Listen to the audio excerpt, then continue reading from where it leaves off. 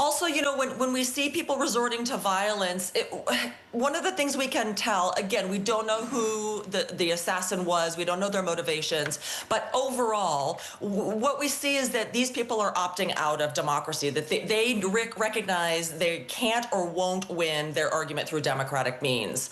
And this really does, even though political violence is part of our history as a country, it is betraying what we hope to be, our better angels of what our democracy should be.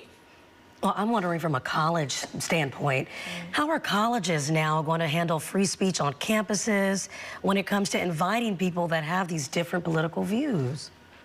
Yeah, I think academia has a place to a really important role to play, and is a place that can model the best kind of behavior. As I said, Charlie Kirk had views that were very strongly divisive. You can disagree vigorously with what he thought, as I did on many issues, but still honor and respect and defend his right to express those views without fearing for his life. He was doing democracy the right way, and he was doing it on a college campus. We can embrace really out there ideas and still agree that we're going to resolve them through democratic means, not through violence. And I think that's something that universities can model and really should model. And he was asking and answering a question about school shootings when he was shot. Which is horrible. I know somebody who was at the event, and she's so rattled that, to witness this. Raina, you were talking about just having seen the video on social media and how affected you were. And so it's like, what's it going to take for us to solve the gun violence problem, let alone, let's put aside now the political rhetoric. So what does this do? I mean, we have people that are more upset now than they have been when they saw little children gunned down. So what will this do to the gun argument?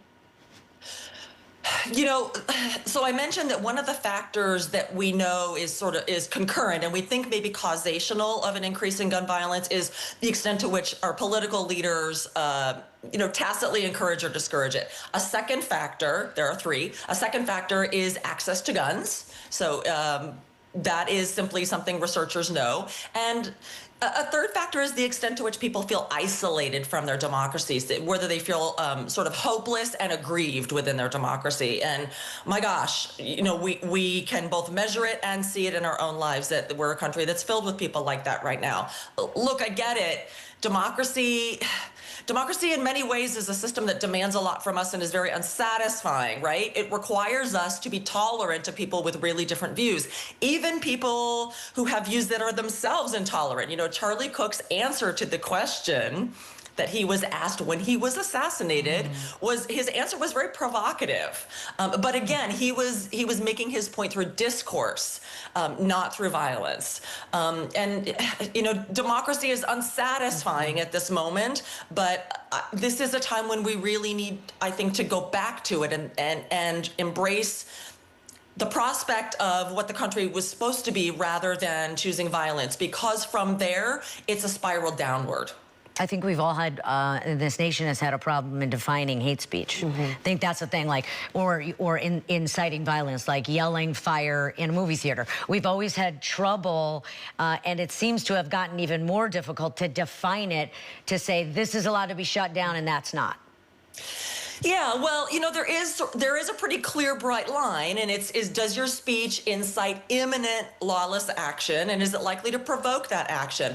As I mentioned, let's just take this as an example. What Charlie Kirk's response was to the person who asked about the number of mass shootings, he said, well, are you including gang violence or not? And a lot of people see that as a racial dog whistle. When we talk about gang violence, that conjures an image in people's minds. That's a provocative answer, but it doesn't incite imminent lawless action, right? That's protected speech, and whether or not you agree with it, we've all agreed as a society that we're going to defend that. And it's time for us to go back to that on all sides, to go back to that and to debate vigorously and to understand that our feelings are going to get hurt sometimes, but that when we choose to go outside of this system, that, I get it, sometimes unsatisfying, that's where you see countries start to decline. Yeah, absolutely. And that's not what we want to see. All right, thank you so much for that perspective. Appreciate it. Thank you.